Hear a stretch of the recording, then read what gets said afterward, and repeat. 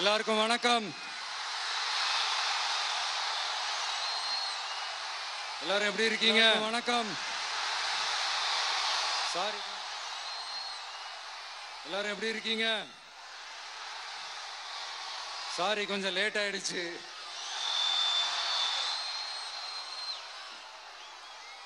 திருச்சியில காலையில பேசினப்போ அங்க ஒரு மைக் ப்ராப்ளம் இருந்தது. அதனால அங்க பேசினதுல ஒரு சில விஷயங்களை இங்க நான் திரும்ப ரிப்பீட் பண்றேன்.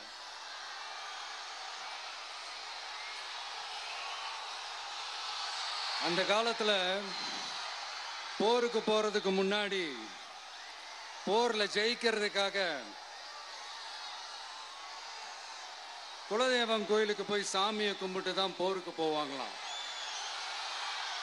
அந்த மாதிரி அடுத்த வருஷம் நடக்க போற ஜனநாயக போருக்கு தயாராகிறதுக்கு முன்னாடி நம்ம மக்களை அதாங்க உங்க எல்லாரையும் பார்த்துட்டு போலான்னு வந்திருக்கிறேன். இங்க என்ன பார்க்க வந்திருக்கிற என்னுடைய அம்மாக்கள், அக்கா தங்கைகள், அண்ணன் தம்பிகள், நண்பர்கள், நண்பிகள், உங்க எல்லாரையும் பார்க்கும்போது மனசுக்குள்ள ஒன்னே ஒண்ணுதான் தோணுது. உங்களோட இந்த அன்புக்காக எவ்வளவு பெரிய உயரத்தையும், எவ்வளவு பெரிய வருமானத்தையும், எவ்வளவு பெரிய வசதியையும் தூக்கி எறிஞ்சிட்டு வரலாங்க. உங்களோட இந்த அன்பை விட, இந்த பாசத்தை விட, உங்களை விட எனக்கு இந்த உலகத்துல வேற எதுவுமே பெருசா தெரியல. ஒரு சாதாரணமா இருந்த ஒரு விஜய இந்த உயரத்துல தூக்கி வச்சு கொண்டாடிக்கிட்டு இருக்கிறீங்க. உங்க வீட்டுல ஒருத்தனாவே ஆக்கிட்டீங்க, உங்க சொந்தக்காரனாவே ஆக்கிட்டீங்க. என்னங்க பெரிய பணம் வேணுங்கிற அளவுக்கு பார்த்தாச்சு. அரசியலுக்கு வந்துதான் நான் பணம் சம்பாதிக்கணுமா என்ன? அதுக்கு கொஞ்சம் கூட அவசியமே இல்லை. எனக்கு எல்லாத்தையும் எல்லாமும் கொடுத்த உங்களுக்காக உழைக்கிறத தவிர எனக்கு வேற எந்த எண்ணமும் எந்த வேலையும் இல்லை. விஜய், விஜய் அண்ணா, விஜய் தம்பி, விஜய் தம்பி, நம்ம விஜய், நம்ம விஜய்ன்னு என்னடா இந்த விஜய் தனியாளா இருப்பான்னு பார்த்தா எப்ப பாரு மக்கள் கடலோட மக்கள் கடலாவே இருக்கிறானேன்ட்டு இந்த எதிரிகளுக்கெல்லாம் தெரிஞ்சவன நம்மளை பத்தி கண்ணாபின்னான்னு பேச ஆரம்பிச்சிருக்கிறாங்க. அதாவது நான் மரியாதையா பேசினா கூட அதை தவறா எடுத்துக்கிறாங்கன்னா பாத்துக்கங்களேன். அதனால யார் என்ன சொன்னாலும் அறிஞர் அண்ணா அவர்கள் சொன்ன அந்த பஞ்சு தான், வாழ்க வசவாளர்கள் அப்படின்னு சொல்லிட்டு போயிட்டே இருக்க வேண்டியதுதான். நான் மதுரை மாநாட்டில் உங்க எல்லாரையும் நேர்ல சந்திக்க வரேன்னு சொல்லியிருந்தேன். அப்படி இன்னைக்கு உங்களுக்காக நம்மள மேலையும் கீழையும் ரொம்ப மோசமா ஆண்டுகிட்டு இருக்கிற பாசிச பாஜக அரசையும் பாய்சன் திமுக அரசையும் கேள்வி கேட்கறதுக்காக வந்திருக்கிறேன். இந்த பாஜக அரசு நம்மள கொஞ்ச நெஞ்ச கொடுமையாங்க செய்து பீகார்ல 65 லட்சம் வாக்காளர்கள் ஓட்டர் லிஸ்ட்லயே காணோமா. இது என்ன பெரிய விஷயம்? இதை தாண்டி இன்னொரு விஷயம் இருக்கு. இந்த எதிர்கட்சிகள்லாம் ரொம்ப சிம்பிளா சொல்ற மாதிரி சொல்லணும்னா ஓட்டு திருட்டு. வீட்டு நம்பர் 0ன்னு போட்டெல்லாம் ஓட்டர் ஐடி கார்டு கொடுத்துருக்காங்கன்னா பாத்துக்காங்களேன். எவ்வளவு பெரிய ஒரு மோசமான வேலைகள்லாம் அவங்க செய்யறாங்கன்னு பாத்துக்கங்க. அடுத்து ஒன் நேஷன் ஒன் எலெக்ஷன், ஒரே நாடு ஒரே தேர்தல். 2029ல இவங்களோட ஆட்சி காலம் முடிய போகுதுன்றது எல்லாருக்குமே தெரிஞ்ச ஒரு விஷயம்தான். அதனால இந்த மாநில அரசுகள் எல்லாத்தையும் கலைச்சிட்டு எல்லாருக்கும் ஒட்டு மொத்தமா ஒரே நேரத்தில் தேர்தல் வைக்கிற ஒரு ஐடியா. அப்பதானே ஒரே நேரத்தில் இந்த தில்லு முள்ளு வேலைகள்லாம் ஈஸியா செய்ய முடியும். இதுக்கு பேர் என்னங்க? ஜனநாயக படுகொலை தானே. அடுத்து டீலிமிட்டேஷன், பார்லிமெண்ட் தொகுதிகள் மறுசீராய்வு. நம்ம சவுத் இந்தியாவை விட நார்த் இந்தியாவுக்கு அதிகமான பார்லிமெண்ட் தொகுதிகள் கிடைக்கிற மாதிரி ஒரு மோசடி வேலையை ஒன்று செஞ்சுக்கிட்டு இருக்கிறாங்க. இதைத்தான் டிவிக்கே முதலையே எதிர்த்தோம், இப்பவும் எதிர்க்கிறோம், இனிமேலும் எதிர்ப்போம்.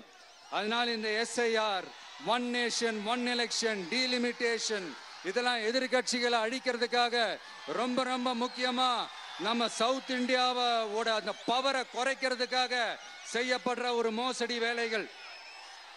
இது ஒட்டுமொத்த இந்தியாவுக்கும் பாஜக அரசு செய்யற ஒரு துரோகம். சரி, பாஜக அரசு தான் நமக்கு துரோகம் செய்யறாங்கன்னு பார்த்தா இங்க திமுக அரசு நம்மளை நம்ப வச்சு ஏமாத்திக்கிட்டு இருக்கிறாங்க.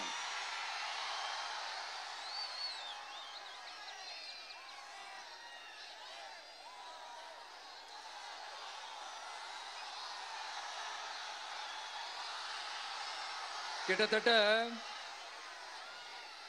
நானு நீங்க எல்லாருமா சேர்ந்து தான் இவங்க நல்லது செய்வாங்கன்னு நினைச்சு தேர்ந்தெடுத்தோம். ஆனா நீங்க பாத்தீங்கன்னா, தேங்க்யூ,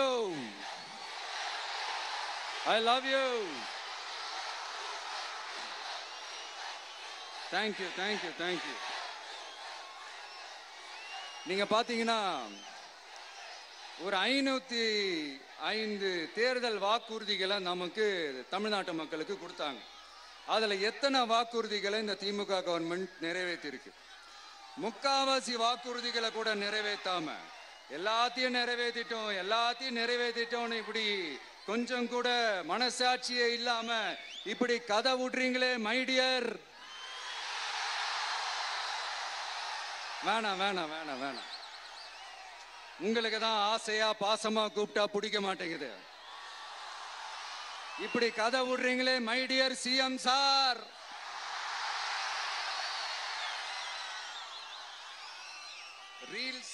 ரீல்ஸ் வேற, ரியாலிட்டி வேற நீங்களே சொல்லிட்டு இப்ப நீங்க விடுறது அம்பட்டும் ரீல்ஸ் தான். அதுல எல்லாம் பாதியில அருந்தும் போயிடுச்சு. அப்படி அருந்து போன ரீல்ஸ் எல்லாம் கொஞ்சம் என்னன்னு பாப்போமா? கேஸ் சிலிண்டருக்கு மானியமா 100 ரூபாய் தரேன்னு சொன்னீங்களே, தந்தீங்களா?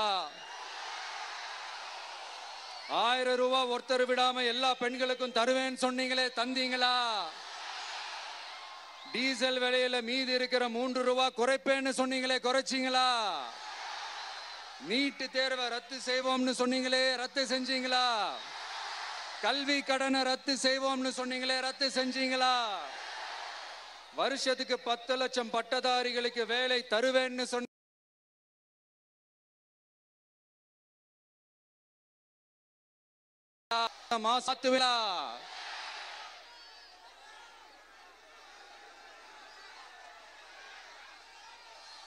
மீனவர்களை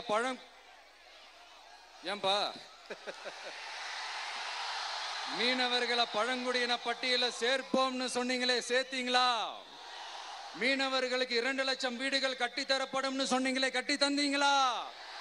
அனைத்து மீனவ கிராமங்களிலும் மீன் உலர்த்தும் தளம் அமைக்கப்படும் சொன்னீங்களே, அமைச்சு கொடுத்தீங்களா? நெசவாளர்களுக்கு கூட்டுறவு சங்கத்துல கொடுக்கிற கடனுக்கு வட்டி 12% 8% குறைக்கப்படும் சொன்னீங்களே, குறைச்சிங்களா? ஆட்டோ ஓட்டுறவங்களுக்கு சொந்த ஆட்டோ வாங்க 10,000 மானியம் வழங்குவோம்னு சொன்னீங்களே, வழங்குனீங்களா? அரசு ஊழியர்கள் ஆசிரியர்களுக்கு ஓல்டு பென்ஷன் ஸ்கீம் கொண்டு வருவேன்னு சொன்னீங்களே, கொண்டு வந்தீங்களா? பகுதி நேர ஆசிரியர்களுக்கு பணி நிரந்தரம்னு சொன்னீங்களே, செஞ்சீங்களா? சத்துணவு மற்றும் அங்கன்வாடி பணியாளர்களுக்கு அரசு பணி உறுதின்னு சொன்னீங்களே, செஞ்சீங்களா? முதியோர் உதவித்தொகை 1500 ரூபாய் தருவேன்னு சொன்னீங்களே, தந்தீங்களா? தமிழகத்தில் இருக்கும் வேலை வாய்ப்புகள்ல 75% தமிழர்களுக்கு சொன்னீங்களே, தந்தீங்களா? 3 லட்சத்துக்கு மேல் இருக்கிற காலி பணியிடங்கள் நிரப்பப்படும் சொன்னீங்களே, நிரப்புனீங்களா? தூய்மை பணியாளர்கள் பணி ஊதியம், ஓய்வூதியம் போன்ற கோரிக்கைகள் நிறைவேற்றப்படும் சொன்னீங்களே, நிறைவேற்றினீங்களா? மக்கள் நல பணியாளர்களாக 25,000 பெண்கள் நியமிக்கப்படுவார்கள் சொன்னீங்களே, நியமிச்சீங்களா? ரேஷன் கடையில மீண்டும் உளுந்து வழங்கப்படும் சொன்னீங்களே, கொடுத்தீங்களா?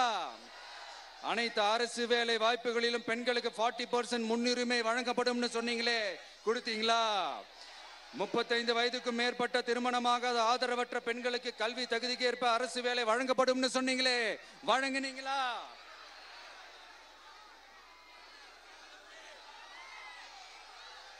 வகுப்பு வாரியத்தின் கோரிக்கைகள் பரிசீலிக்கப்பட்டு மேற்கொள்ளப்படும் சொன்னீங்களே, செஞ்சீங்களா?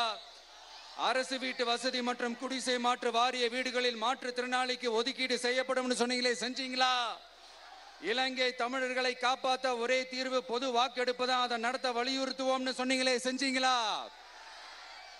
இப்படியே நம்ம கேள்வி கேட்டுக்கிட்டே இருக்க வேண்டியதுதான். இவங்க கிட்ட இருந்து எந்த பதிலும் வரப்போறது இல்ல.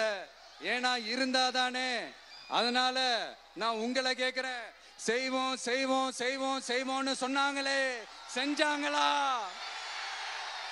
சத்தமா சத்தமா? மை டியர், வேணாம் வேணாம் வேணாம். அப்படி கூப்பிட்டா, ஆசையா பாசமா கூப்பிட்டா அவங்களுக்கு பிடிக்க மாட்டேங்குது. அதனால கேக்குதா மை டியர் சிஎம் சார்? அவங்க பண்றது துரோகம்னா நீங்க பண்றது நம்பிக்கை மோசடி. இது ரெண்டுமே ஒண்ணுதான், ரெண்டுமே ஏமாத்து வேலைதான், இது ரெண்டுமே ஜனநாயக குற்றம் தான். இப்படி ஏமாத்துறதுல இவங்க ரெண்டு பேருமே ஒரே வகைரா தான்.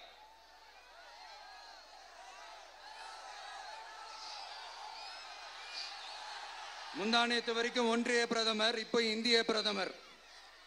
இப்படி மாத்தி மாத்தி பிளேட்டை மாத்தி மாத்தி பேசுறதுல நம்ம சிஎம் சார் ரொம்ப பிரில்லியன்ட். இப்ப புரியுதா மக்களே? மறைமுக உறவுக்காரர்கள்னு நாம ஏன் சொல்றோம்னு? சரி, இப்ப நம்ம அரியலூர் மாவட்டத்துக்கு வருவோம்.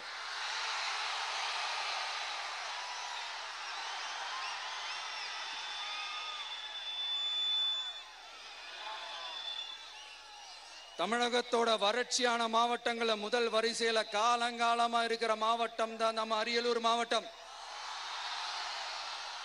சிமெண்ட் உற்பத்தியும் முந்திரி உற்பத்தியும் நடக்குது, பட்டாசு தொழிலும் கொஞ்சம் நடக்குது. ஆனா இங்க இருக்கிற இந்த தொழிலையாவது மேம்படுத்தலாம்னு இந்த கவர்மெண்ட் ஏதாவது யோசிக்குதான்னு கேட்டா ஜீரோ தான். சிமெண்ட் ஆலைகளால ஏற்படுற மாசுபாட்டுல இருந்து மக்களை பாதுகாக்க என்ன நடவடிக்கை எடுக்கப்பட்டிருக்குன்னு தெரியல. யுனெஸ்கோவோட உலக மரபு சின்னமாக அறிவிக்கப்பட்ட கங்கை கொண்ட சோழபுரம் கோயிலை முறையாக பராமரிக்கணும். ஜெயங்கொண்டத்தில் ராஜேந்திர சோழனுக்கு மணிமண்டபம் அமைக்கலையே ஏன்?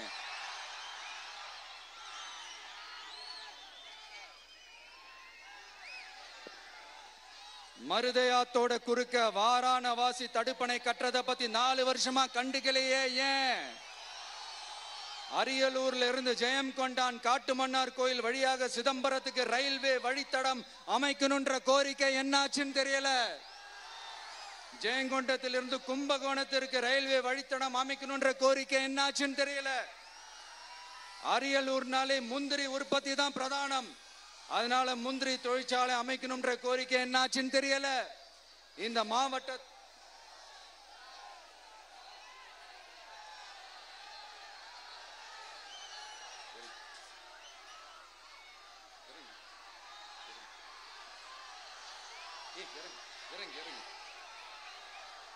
தம்பி இறங்கு, தம்பி இறங்கு, ப்ளீஸ் ப்ளீஸ் ப்ளீஸ் இறங்கு. சரி இறங்குப்பா ப்ளீஸ். அண்ணா அது சாஞ்சி போயிடுச்சுண்ணா, இறங்க சொல்லிருங்கண்ணா.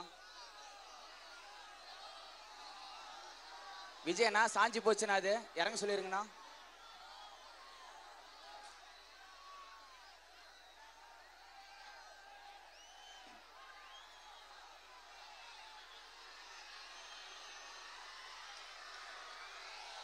ஹலோ பிரதர் சார், அவரை இறங்க சொல்லுங்க ப்ளீஸ்.